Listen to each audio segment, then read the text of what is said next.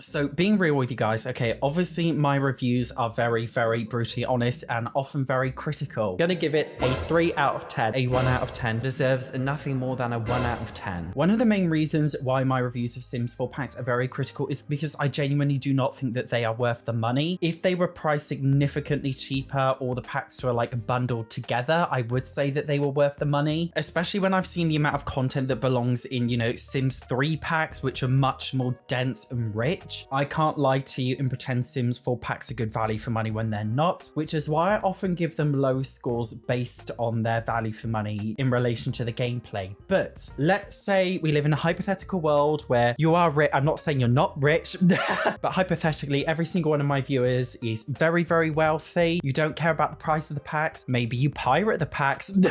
I'm not judging. Whatever it is, I'm basically just going to tell you, okay, what packs I think you need specifically for different kinds of players, because I know everybody plays the game differently. First off, all players, these are packs that you need depending on whatever your playstyle is. Every single player needs these packs. Growing Together is the new Sims 4 base game. This pack is so important for all players because it basically expands on the base game in many interesting ways. It adds things kind of like, for example, a memory system. It gives Sims a lot more personality. It gives their lives in general just a lot more meaning. I'm not going to go over the specifics because it's just a general video, but I will say, okay, Growing Together is base game 2.0, and that is why every single player needs it. Also, Seasons is base game 2.0, base game 3.0, you could say. The Seasons pack adds weather. It also adds holiday events plus a couple of other random little gimmicks. But at the end of the day, guys, okay, this pack just adds weather, and that's the only reason why you need it, okay? Just to give you a sense of time. Now, in terms of the more specific things for every kind of player, by the way, this video has timestamps, so feel free to skip to the different sections that you're more interested in. Anyway, family players. Cats and dogs is a very important pack if you're a family player. If you want to play as a family household, like you need to have a pet in your household. There are obviously more niche pet packs like My First Pet stuff, God forbid, but cats and dogs is basically what you need just so that you can have an animal in your household. It's such a little thing, but it is very necessary if you're a family player. The next one is parenthood. This pack is about looking after children, and you basically need it to make parenting an actual thing you do in the game. In the Sims 4 base game, parenting just literally means feeding your child and nothing more. Parenthood basically gives you the ability to parent your child. You're paying basically to be a parent. I know the Sims 4 is cash grabby, but I'm not giving any criticisms on it because this video is about the hypothetical scenario. You're all rich or you're all pirates. The next one you need is toddler stuff. Now, toddlers weren't actually included in the Sims 4 base game originally. They came as an update much later on. Because they came as an update, there isn't actually that much stuff in the base game for toddlers, really. So if you want to get the full toddler experience, you need the toddler stuff pack. This adds toddler play dates, but it also adds a ton of toddler outfits as well as some playing equipment for toddlers. And obviously toddlers are necessary for family gameplay. The next one you need is laundry day. Don't ask me why you need a pack about doing your laundry as a family player, but just trust me, it's such like a boring, monotonous thing, but you will genuinely enjoy like washing your clothes in the game. Genuinely don't know why.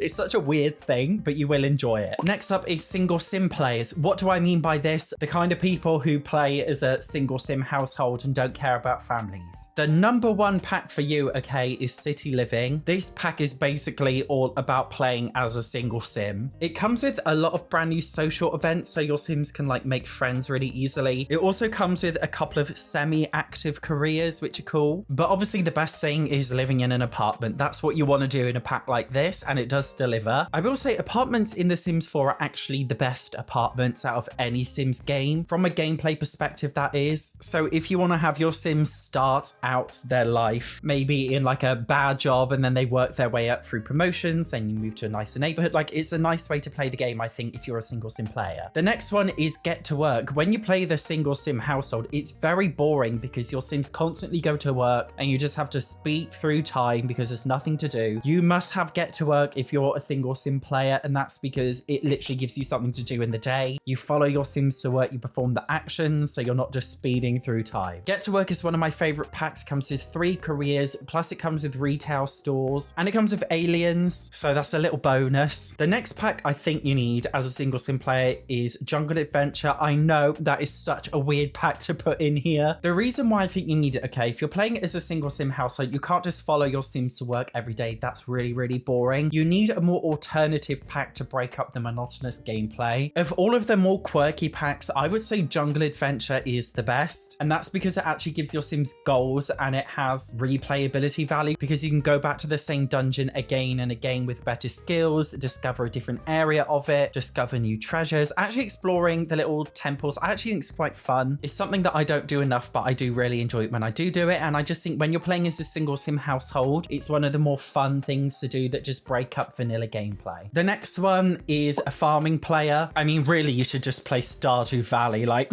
that's what you need to be doing, guys. But if you have a Sims addiction and you'd rather play The Sims instead of Stardew Valley, obviously Seasons, as I said before, that's for all players because that comes with a gardening overhaul. But the other two farming packs are Horse Ranch and Cottage Living. I did do a video once where I compared these packs and I concluded that Cottage Living was better. But in my humble opinion, you genuinely need both packs for the full farming experience. Like, you really do need both. I know it's a bit sad that you have to pay for 2 packs in order to just get one small farming experience, but this video doesn't consider the cost of the packs, only the gameplay. So you do need both. If this video did consider costs, I'd try to get Stardew Valley, which is a third of the price, but I'm not. So instead, I will say you need Horse Ranch and Cottage Living. And they also have a ton of cross-pack features, by the way. So it's really easy to build up an amazing farm with horses and chickens and goats and sheep and all sorts of things. You might be thinking, are cats and dogs important if you're like the farming kind of player? Honestly, I genuinely don't think there is because they don't have much cross-pack play with the farming packs. Cats and dogs are not really useful on a farm other than just the aesthetic of having a farm dog, but it doesn't really serve any purpose, which is why I've decided not to include it as a pack that you need if you're a farming player. Next up is builders. There are quite a lot of packs you need as a builder, but also I understand not everybody wants to build the same thing. Some people prefer modern builds, other people prefer basic American blue suburbans, other people prefer like rustic cottagey homes, so I've compiled a list of loads of different ones. Now, every single builder needs Get Together. Get Together comes with a humongous world, which is really, really great for building in. It also comes with tons of build stuff for not only residential, but community lots too, which is really important. It also comes with a really hefty amount of architectural stuff, which is very good. And they apply to almost all kinds of builds. For people who prefer modern builds, Eco Lifestyle is a must. This is the biggest modern build pack. There is other packs like Spa Day, but it's quite small and there's not much in there. Eco Lifestyle comes with tons of architectural stuff as well as objects for modern homes. The base swatches are often browns, but there's lots of blacks, whites and greys too. And it's, in my opinion, one of the strongest build packs. If you like rustic home, as with the farming simmers, you need either Horse Ranch or Cottage Living. The aesthetics of both of these are so similar, I would genuinely say you only need one. If I personally had to choose, I would go for Horse Ranch, just because I think Horse Ranch is a lot more versatile. Cottage Living suits like a very British country aesthetic and that's it, but Horse Ranch I think is a lot more widely applicable, but it's entirely up to you. Dream Home Decorator is an amazing build pack for the Scandinavian style build stuff. It also contains a lot of modular stuff and a lot of clutter. Also, it comes with the Interior Decorator career, which integrates building into gameplay, which is very fun. You also need the Tiny Living pack, and that is for the tiny home lot trait, because making tiny homes in The Sims 4 is extremely fun. It's one of the best things to do as a builder in my opinion, and it gives you a lot of cool challenge. Now, these are little random ones. Seeming this pack is not about money, it's just about the content. Parenthood comes with the best kitchen in the entire game. It also comes with the best window in the entire game. That's the only reason why I need it. Kitchen counters and a window.